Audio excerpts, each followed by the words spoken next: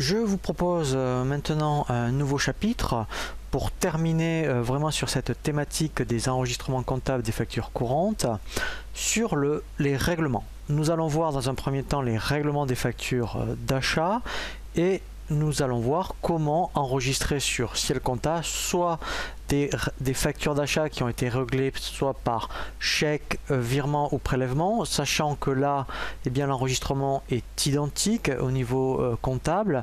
Nous verrons aussi comment enregistrer des factures d'achat que vous réglez en espèces. Nous verrons également par carte bleue. Donc là après il y a une petite méthode aussi à mettre sur Ciel Compta. Et enfin nous terminerons sur les règlements des factures d'achat par traite lorsque effectivement avec un fournisseur vous avez convenu par exemple d'un règlement d'une traite à 30 ou 60 jours. Nous allons donc commencer par les règlements des factures d'achat par chèque, virement ou prélèvement. Donc là on va reprendre nos exemples que l'on avait vus lorsqu'on avait vu comment enregistrer une facture d'achat. Et donc nous allons voir comment régler la facture que nous avons saisie.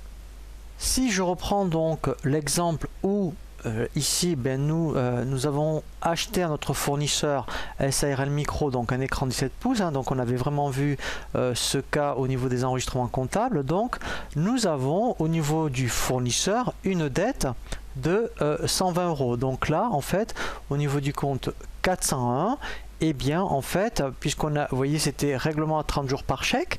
Donc là, en fait, on est à la date d'échéance et nous devons donc envoyer un chèque. Alors, ça peut être, ici, l'exemple est valable pour un chèque.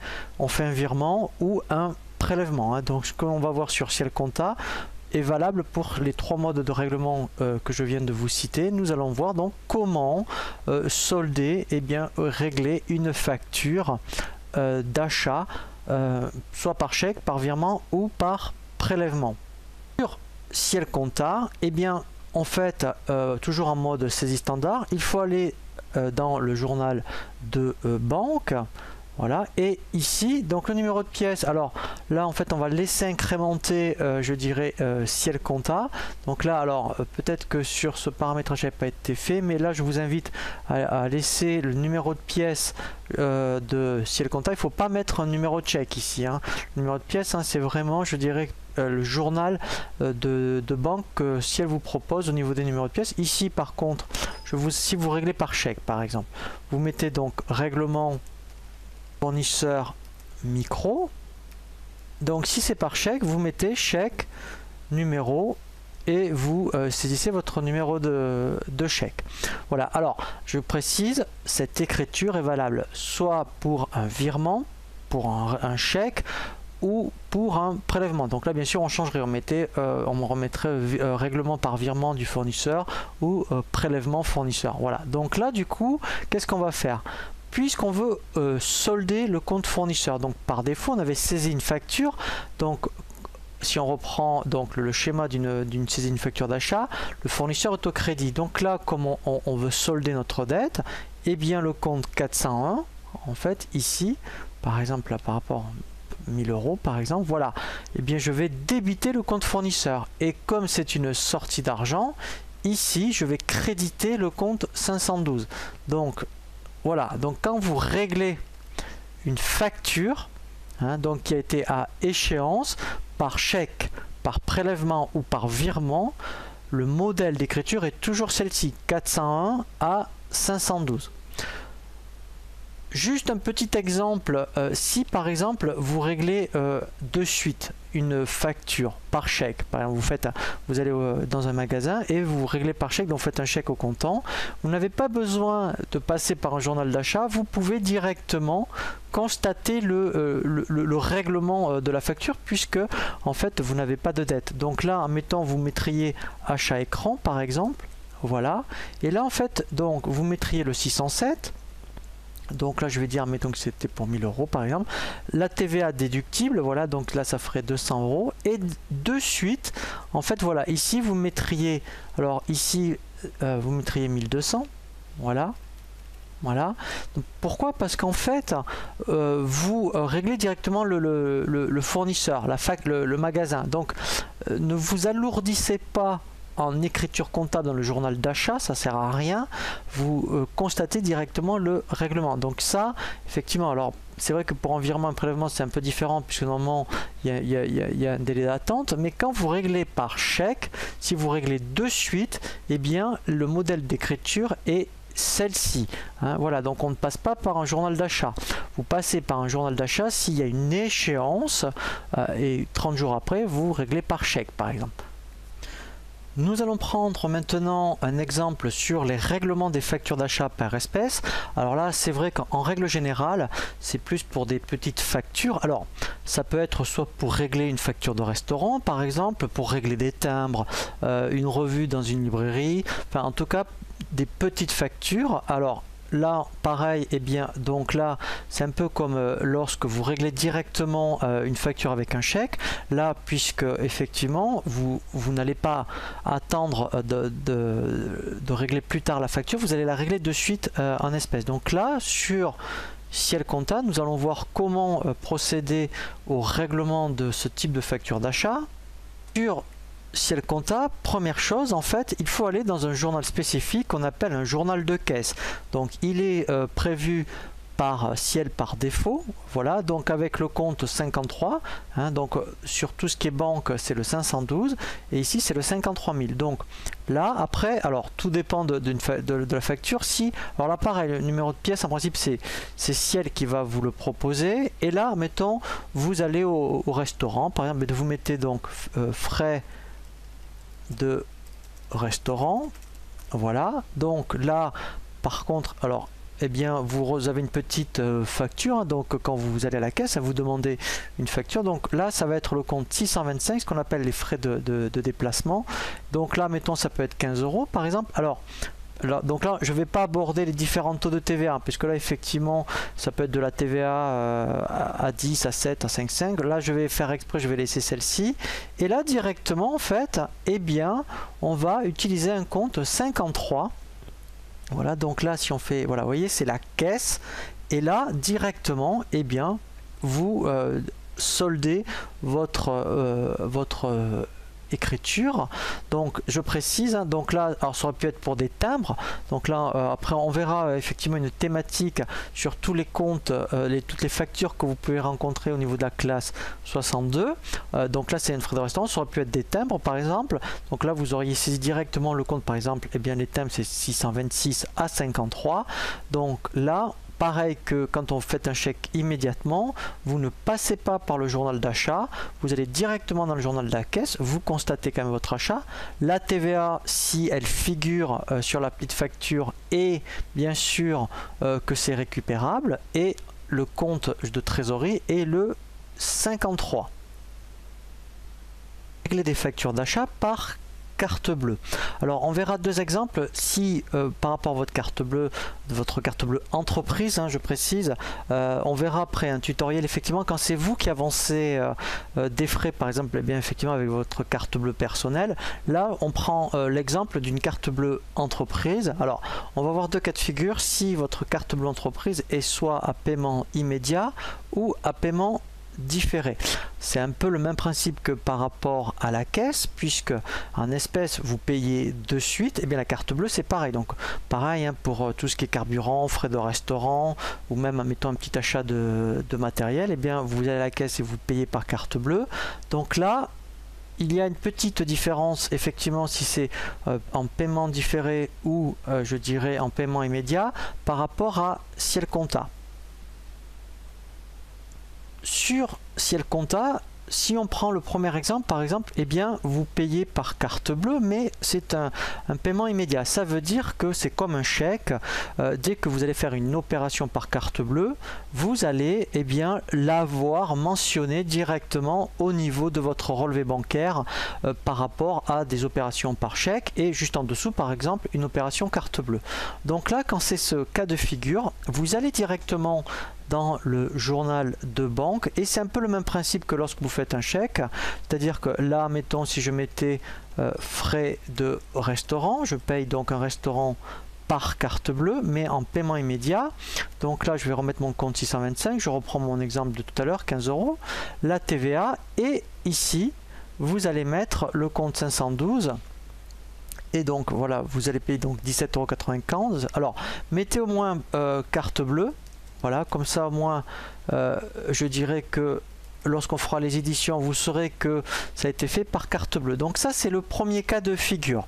Donc c'est vrai que par rapport à un chèque, hein, vous payez de suite avec un chèque, c'est le même principe. On va voir un autre exemple où par contre c'est un paiement différé. Alors l'écriture est la même, sauf que au niveau de Ciel Compta, il va falloir, enfin moi je vous le conseille en tout cas, c'est de faire un journal spécifique carte bleue. Pourquoi? Parce que quand vous êtes en paiement différé, eh bien vous recevez un relevé spécifique par rapport à vos carte bleue et en fin du mois le total carte bleue est directement prélevé. Alors c'est plus facile de l'isoler. Pourquoi? Comme ça vous allez pouvoir pointer directement sur un journal carte bleue toutes vos opérations carte bleue, et comme ça entre le montant qu'on va vous prélever directement la banque sur votre relevé bancaire, pardon, vous pourrez bien vérifier que ce que vous avez saisi vous dans votre journal carte bleue correspond bien à ce que vous prélève la banque. Alors comment on fait? Première chose, donc là en fait c'est vraiment du Ciel Compta. Il faut créer un journal spécifique, alors même un plan de compte, excusez-moi. Il faut d'abord créer un compte 512, puisque au niveau financier vous avez le 512, donc c'est votre banque. Et si on tape ici 512, voilà, ça c'est votre banque. Et bien en fait on va créer un autre 512, un 512 100 par exemple, voilà, mais qu'on va mettre CB. Comme ça moi on va vraiment le passer avec les cartes bleues. Voilà, donc là je vais mettre CB et mettons, ça peut être BPA, la Banque Populaire par exemple. Voilà, donc je crée le numéro de compte. Maintenant je vais créer un journal spécifique. Donc pour ça je vais dans liste, je vais dans les journaux et là en fait je fais créer et je vais l'appeler CB pour carte bleue. Là je mets carte bleue, voilà, BPA. Voilà, je peux utiliser la contrepartie automatique, comme ça systématiquement il ira bien me chercher le bon compte 512. Voilà, donc celui-ci. Et là en fait ce qu'on va faire, on va passer donc des écritures qu'on règle par carte bleue, mais là on est en paiement différé, et après on va simuler qu'on est à la fin du mois. Vous recevez un relevé carte bleue, et bien après ce total carte bleue est directement prélevé sur votre banque. Première chose, donc en saisie standard, cette fois-ci je ne vais pas dans BQ, je vais appeler CB. Donc là je vais passer deux écritures, hein. Voilà, donc là je suis peut-être à la pièce 20. Là je vais mettre, donc c'est un frais de restaurant, voilà, donc c'est le compte 625 pour 15 €. J'ai de la TVA et là en fait directement, oui, si je clique sur contrepartie, il va m'appeler le bon compte de carte bleue. Donc ça c'est ma première écriture. Donc là je suis au 16 mars et je vais en faire une autre où je vais régler des timbres. Donc là c'est la pièce 21. Là je vais mettre frais postaux, voilà. Donc là je fais le 626, j'en ai pour, en mettant 10 €. Donc là j'ai pas de TVA et je vais aller et je vais faire même directement contrepartie. Voilà, donc celui-ci je vais l'effacer. Voilà, voilà, donc là je règle mes timbres et donc là par contre je vais mettre 10 €. Voilà, donc je pourrais avoir plusieurs opérations, mais là je vais simuler. Par exemple je fais donc enregistrer, je vais simuler, donc je suis à la fin du mois et je reçois un relevé carte bleue. Donc première chose, je vais pouvoir contrôler, eh bien, par rapport au relevé carte bleue que je reçois, si moi j'ai exactement la même chose. Donc dans mon grand livre par exemple, je demande un grand livre uniquement pour mes cartes bleues. Donc là je vais demander que au mois de mars, voilà, 2015, voilà, jusqu'au 31, voilà. Et là je vais demander, admettons, pour que le compte ici 512 100, voilà, voilà, pour vérifier que entre ce que j'ai saisi moi et ce que m'envoie la banque, c'est la même chose. Donc là, mettons, je vais consulter.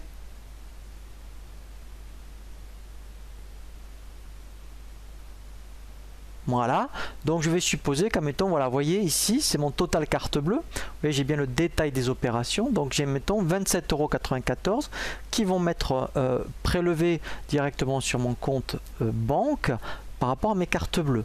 Voilà, donc ça, c'est, vous voyez, donc d'où l'intérêt d'isoler directement, je dirais, dans un journal spécifique avec un compte spécifique 512 les cartes bleues. Et à la fin du mois, c'est vraiment ce qui va se passer. Et bien ici, donc là, je vais vraiment dans ma banque, voilà. Donc un numéro de pièce, je suis peut-être à la pièce 60. Là, ce que je vais mettre prélèvement carte bleue. Et là, en fait, ce que je vais faire, je vais donc créditer le 512 100, c'est-à-dire mes cartes bleues, puisque en fait, à la fin du mois, elles sont payées directement par ma banque. Voilà. Au profit du 512, puisque ça, voilà, c'est vraiment ici, en fait, qu'elles vont être prélevées. Voilà, 27,94 €. Donc ça, eh bien, c'est ce que je vais voir sur mon relevé bancaire. À la fin, bien, il y a maintenant une ligne qui, avec le montant global des cartes bleues du mois. Comme ça, après, effectivement, alors là, je peux le même travailler sur un compte. Si je vérifie sur le 512 100, par exemple, voilà, et bien là, mettons, alors, vous voyez que mon solde est bien à 0. Pourquoi? Puisque, en fait, tout a été payé. Voilà, donc ça, c'est vraiment une particularité par rapport aux écritures carte bleue. Si vous êtes en paiement immédiat, vous allez directement dans le journal de banque et c'est comme un chèque entre guillemets. Si par contre vous êtes en paiement différé, eh bien je vous conseille d'appliquer cette petite procédure de créer un journal spécifique, créer un compte 512 spécifique. Vous passez donc toutes vos factures payées par carte bleue dans ce journal CB et à la fin du mois, en fait c'est comme un virement en fait du 512 100 au profit du 512. Comme ça, moi, eh bien vos cartes bleues sont payées. Lorsque vous réglez vos factures fournisseurs par traite, eh bien en fait il n'y a aucune particularité au niveau de l'écriture du règlement.